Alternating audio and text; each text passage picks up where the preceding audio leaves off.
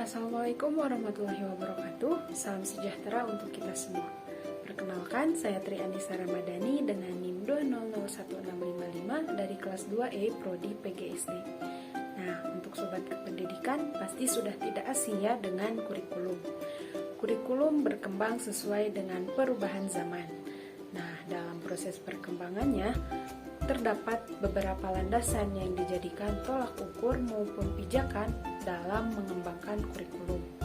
Nah, untuk mengetahuinya lebih lanjut, yuk kita simak video berikut ini. Baik, untuk materi landasan pengembangan kurikulum. Yang pertama ada pengertian landasan pengembangan.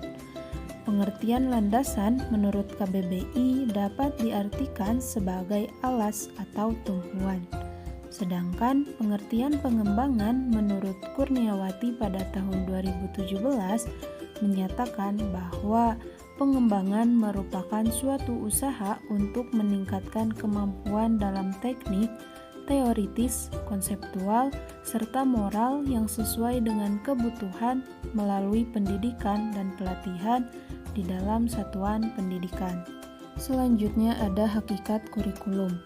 Menurut Prawiro tahun 2019 mengemukakan bahwa kurikulum merupakan seperangkat mata pelajaran yang terdiri dari program studi atau mata pelajaran yang diberikan kepada suatu lembaga penyelenggara pendidikan di mana di dalamnya terdapat rancangan pembelajaran yang akan diberikan kepada peserta didik oleh tenaga pendidik dalam satu periode jenjang pendidikan. Tidak hanya itu, tetapi juga pemahaman tentang pengalaman belajar yang harus dimiliki setiap anak didik. Terdapat 3 landasan pengembangan kurikulum. Yang pertama ada landasan filosofis, kemudian landasan psikologis, dan landasan sosiologis dan iptek. Yang pertama ada landasan filosofis. Dalam aspek pendidikan, terdapat beberapa aliran filsafat yang terkait. Dalam proses pengembangan kurikulum, tentunya dapat berpijak pada aliran filsafat tertentu. Terdapat beberapa landasan filosofi yang digunakan dalam pendidikan. Yang pertama ada landasan filosofis pendidikan realisme. Filsafat ini memandang bahwa dunia atau realita bersifat materi. Filsafat ini menganggap dunia terbentuk dari satu kesatuan nyata, substansial, dan material. Dengan begitu, kurikulum hendaknya dirumuskan dan dikembangkan secara komprehensif yang melalui ilmu pengetahuan yang bersifat sosial, sains, ataupun yang memuat nilai-nilai. Kemudian ada landasan filosofis pendidikan idealisme.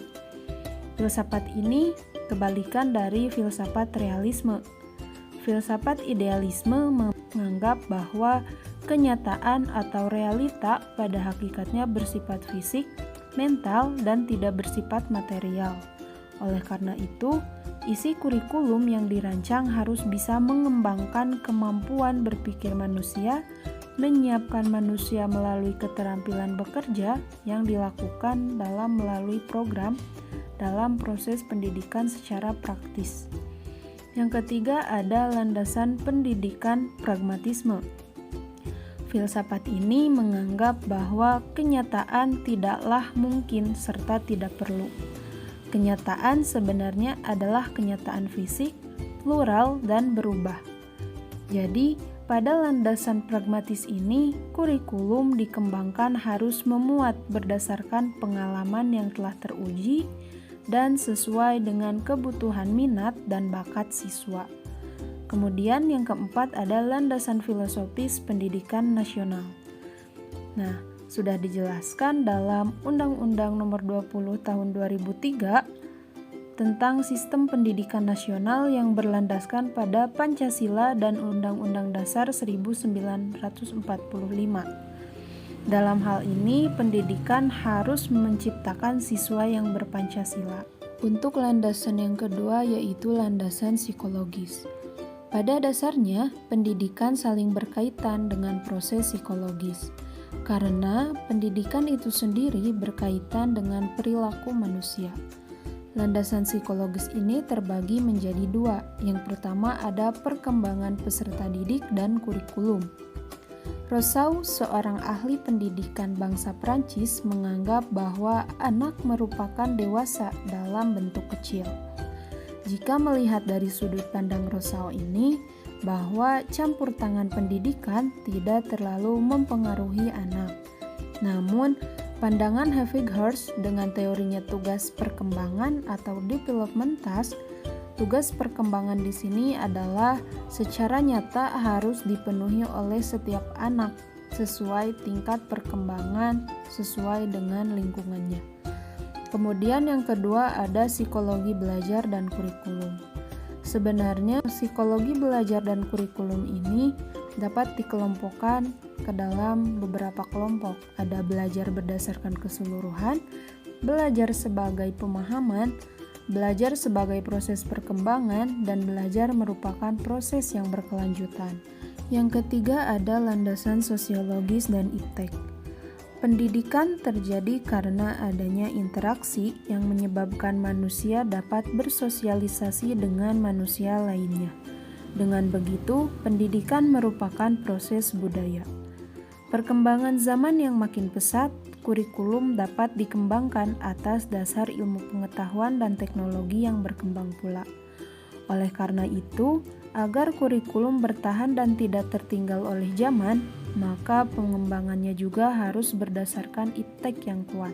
Oleh karena itu, kurikulum akan mampu menyesuaikan dengan situasi dan kondisi yang berkembang dengan tidak terlepas dari perkembangan sosial budaya serta iptek. Selanjutnya ada proses pengembangan kurikulum. Dapat kita lihat dari gambar bahwa proses pengembangan kurikulum terbentuk dari seperangkat ide-ide atau gagasan yang kemudian nantinya disusun menjadi program, dan program ini akan menghasilkan silabus yang dimana nanti silabus akan diimplementasikan, kemudian menghasilkan pengalaman serta hasil, dan setelah hasil keluar akan dinilai atau dievaluasi apakah kurikulum tersebut telah tercapai tujuannya atau tidak. Demikianlah pemaparan mengenai landasan pengembangan kurikulum. Semoga dapat bermanfaat bagi kita semua. Sekian dan terima kasih. Wassalamualaikum warahmatullahi wabarakatuh.